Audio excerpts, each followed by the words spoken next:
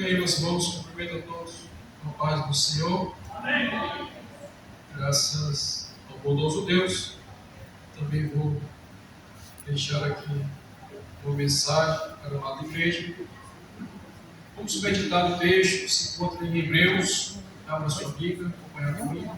Hebreus, capítulo 4, versos 14 a 16.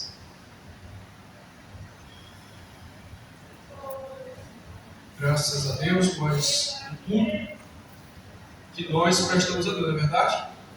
É nós que apresentamos o culto a Deus. Glórias a Deus por isto, pelo que Ele é, pelo que Ele faz e por tudo que irá fazer. Louvado, bendito e santo é o Teu nome, Senhor. Meus amados irmãos, nesse trimestre estamos estudando a respeito da salvação, e o tema da lição de hoje me chamou muita atenção, que se encontra aqui em Hebreus capítulo 4, do verso 14 ao 16. Visto que temos um grande sumo sacerdote, Jesus, Filho de Deus, que penetrou nos céus, retenhamos firmemente a nossa confissão, porque não temos um sumo sacerdote que não possa compadecer-se das nossas fraquezas, porém um que, como nós, em tudo foi tentado, mas sem pecado. Verso 16: cheguemos, pois, com confiança ao trono da graça, para que possamos alcançar misericórdia e achar graça, a fim de sermos ajudados em tempo oportuno. Louvado seja o nome do Senhor.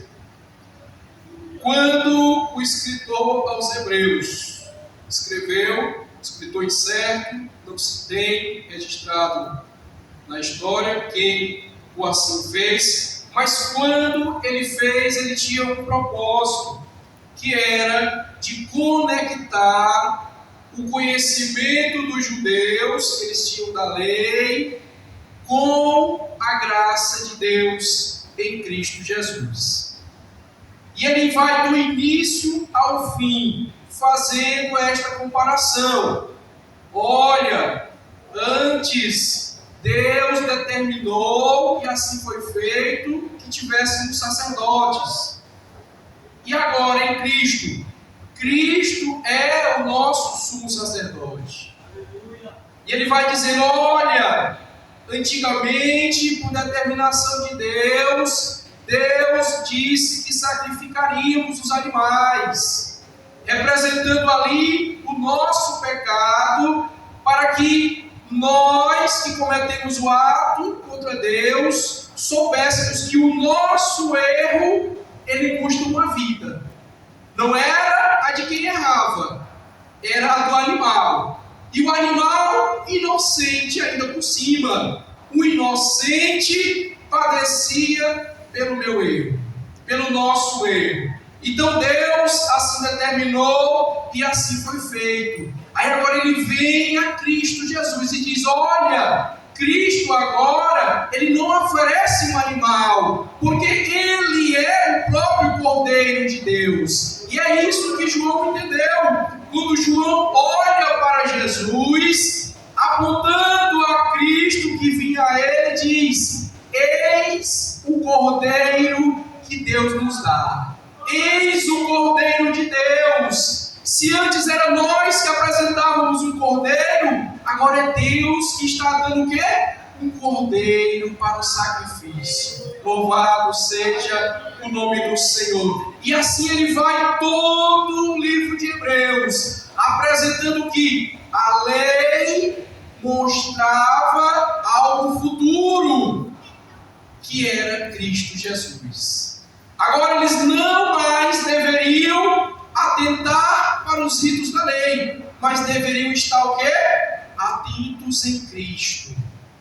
Se antes o animal padecia ano após ano, e em Cristo seria igual, não, Cristo é muito superior do que muitos animais, do que qualquer coisa que possa existir. Ele é o Cordeiro eterno. Quando lemos em Apocalipse, uma cena linda, quando João tem a visão de que no céu, as pessoas choravam e diziam: quem é digno? Quem é digno de abrir estes selos? Quem é digno de abrir estes selos? E João disse que começou a chorar também, até que diz: não chores, João, eis o Cordeiro de Deus, que tira o pecado do mundo. Louvado seja o nome do Senhor.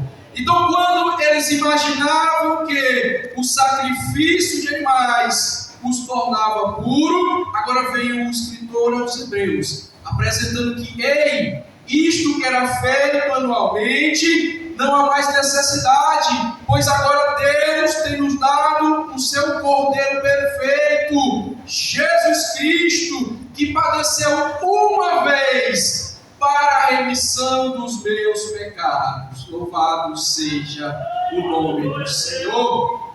E Ele, como sumo sacerdote, que nos leva até Deus, também é apresentado. E é isto que Ele faz aqui, especificamente nesta passagem. Ele vai nos chamar a chegarmos a Deus com confiança ao que Ele chama de trono da graça, para alcançarmos misericórdia, socorro em ocasião oportuna.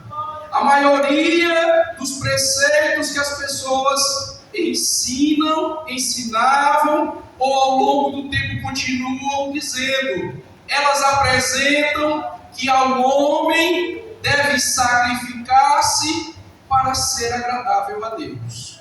O homem, partindo dele, deve fazer alguma coisa que Deus do céu olhando diz: não, eu gostei desta tua atitude, então eu vou ser contigo. O livro de Hebreus vai nos apresentar um caminho diferente, e nós entendemos que é um caminho diferente. É Deus lá do céu que olha para a nossa infelicidade, a nossa indignidade, e provê para nós o quê? Um meio para que chegarmos a Ele. E este meio é quem? É Cristo Jesus. É por isso que Ele é apresentado como a porta do reino. Se nós temos que adentrar ao reino, esta porta é Jesus. Se nós temos que trilhar um caminho, este caminho é quem? É Jesus. Louvado seja o nome do Senhor. E aqui Ele começa a apresentar Jesus Cristo. Temos um grande sumo sacerdote. Antes de falar da graça, Hebreus apresenta a Jesus.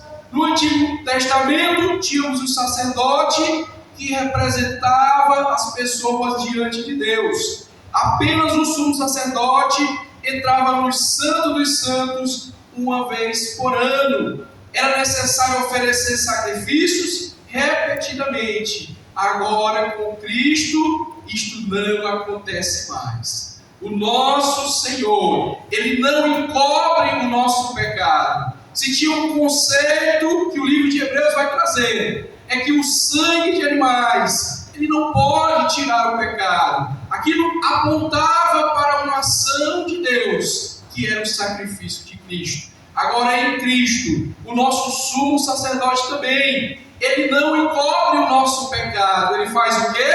Ele tira de nós o pecado. E é por isso que você, em Cristo, passa a ser o quê? Uma nova criatura. Você agora não é mais aquela pessoa que nasceu com seu pai e da sua mãe. Você agora um ser que mora dentro de você, o Espírito da parte de Deus, e você foi novamente gerado para andar fazendo as obras de Deus. Glória a Deus por isto. Quem mais poderia fazer isto por nós, senão Cristo Jesus? Louvado seja o nome do Senhor. Quando o Senhor se apresenta como sumo sacerdote, a nossa confiança não está em que a gente possa fazer, né? Eu posso fazer isto, eu posso oferecer isto. A nossa confiança em relação a Deus para conosco é de Deus para conosco, porque parte dele, foi ele que o quê? Que nos escolheu, foi ele que nos chamou, é ele que nos provê todas as ferramentas para estarmos em sua presença. Louvado seja o nome do Senhor. Sempre que pensarmos, duvidarmos, questionarmos, como também um dia eu me questionei: Senhor, eu já fiz isto e mais isto, ainda assim, Jesus, o Senhor me aceita, né? Ainda assim, Jesus, eu posso estar com o Senhor. Não conhecia eu que o Evangelho não é o homem escolhendo Deus, é Deus elegendo-nos pelo amor que há em Cristo Jesus. Louvado seja o nome do Senhor. Jesus conhece as nossas fraquezas, agora que é especial, né? Nós não temos um detalhe impressionante que encontramos aqui nesse texto. Impressionante que Jesus apenas nos conhece intimamente. Ele sabe o que vai sair da boca, ainda antes que o quê? Que haja a palavra. E ainda assim Ele nos escolhe. E ainda assim Ele nos chama. Você já pensou isto? Talvez, se nós contássemos as nossas preservadas, vamos botar assim, né? As pessoas não nos veriam com bons olhos, mas Cristo nos vê. É impressionante o amor de Deus revelado em Cristo Jesus. Ele experimentou fome, assim como nós. Experimentou o cansaço, a tristeza, a rejeição e dor, mas tudo isto sem pecado. O que o autor deixou e fez questão de registrar. E ele coloca agora que este sumo sacerdote que nos representa diante de Deus, ele poderia muito bem nos desprezar. Este aí não presta, né? Não é assim que nós fazemos. Nós não somos do gabarito de Deus e ainda assim gostamos de desprezar as pessoas. E o Deus eterno, santo, justo e perfeito consegue ver em nós o que ninguém mais vê. Ao ponto que Paulo, compreendendo disso, isso parece loucura. O Evangelho, aos que perecem, é loucura. Mas para nós é o quê? É o poder de Deus para transformar a mais vil criatura em um novo ser. Louvado seja o nome do Senhor.